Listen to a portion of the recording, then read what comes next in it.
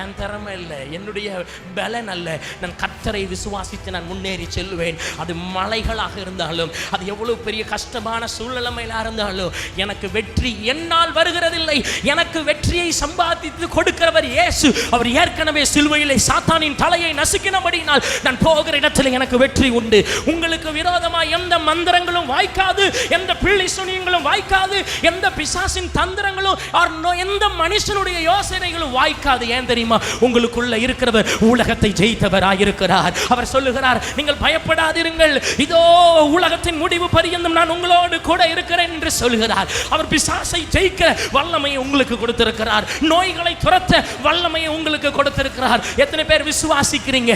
நான் கர்த்தரால் அனுப்பப்படுகிறவன், நான் தான் அந்த மனிதன், நான் தான் அந்த கடினமான இலக்குக்கு நேராய் இயேசுவை நம்பி போய் நான் ஜெயித்துட்டு வருவேன்னு சொல்றவங்க கரங்களை உயர்த்தி அல்லேலூயா சொல்லுங்க. ஹல்லேலூயா.